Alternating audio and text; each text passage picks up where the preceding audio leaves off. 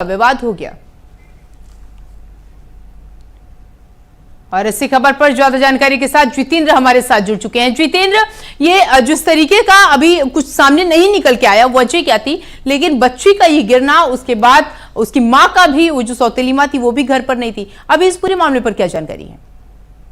देखिए, उच्च अधिकारियों का कहना है कि जांच का विषय है और जांच में कुछ पता चल पाएगा कि आखिर बच्ची की मौत का कारण क्या है और बच्ची ने क्यों अगर सुसाइड किया है, आत्महत्या की है, तो उसका कारण क्या है। हालांकि अभी तक कोई सुसाइड नोट नहीं मिला है।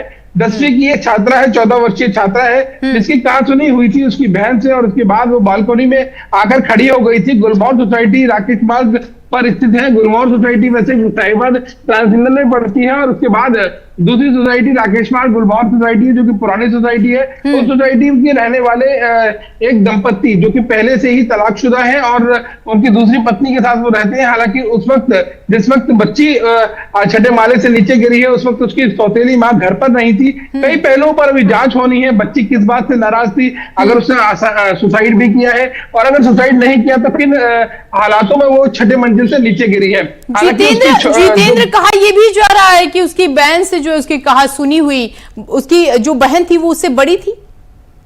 बिल्कुल, आपको बता दें कि इन दोनों में 1-2 साल का फासला है और इन दोनों की आपस में कुछ बात को लेकर कहासुनी हो गई थी, जो कहासुनी इतनी बड़ी कि बीती रात इस तरीके की घटना हुई है। हालांकि जांच का विषय है कि आत्महत्या है या फिर आपस में लड़ाई हुई और लड़ाई करने के बाद बालकनी से किसी ने धक्का दिया या बालकनी से खुद जो बच्ची है वो गिरी है।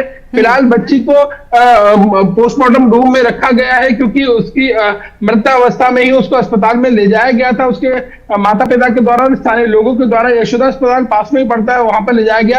यहाँ पर डॉक्टर्स ने उसे मृत घोषित कर दिया। हालांकि जिस तरीके से 10वीं की छात्रा की मौत हुई है, उस सोसाइटी में गम का माहौल है, क्योंकि बच्ची काफी पढ़ाई में अच्छी थी, काफी व्यवहार कुशल बच्ची थी और सभी से हंस बोल कर मिला करती थी। अब जब बच्ची की मौत हुई है तो जाहिर तौर पर जो आसपास के लोग हैं उनमें गम का माहौल है, दुख का माहौल है। जो बच्ची के साथ पढ़ने वाले बच्चे हैं वो भी काफी परेशान है, क्योंकि अभी कल ही तो बच्ची खेल रही थी और अब उसकी मौत की सूचना मिलने के बाद काफी लोग परेशान है।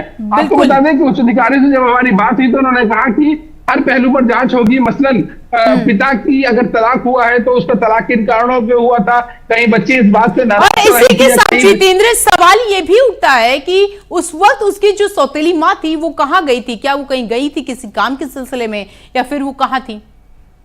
बिल्कुल ठीक कहा आपने, जो सौतेली मां है वो घर पर नहीं थी। ये भी एक स्पष्टीकरण है जो पिता है उनकी तरफ से। बच्ची घर में थी, बच्ची की बहन थी और जो उन दोनों बहनों में किसी बात को लेकर कहासुनी हुई, जिसके बाद देर रात यह हादसा हुआ है। बच्ची के पिता हालांकि घर में थे। फिलहाल अभी जांच की बात की जा रही है। ठीक है, बहुत बहुत शुक्रिया जितेंद्र आपका हमारे साथ जुड़ने के लिए और तमाम जानकारी साझा करने के लिए।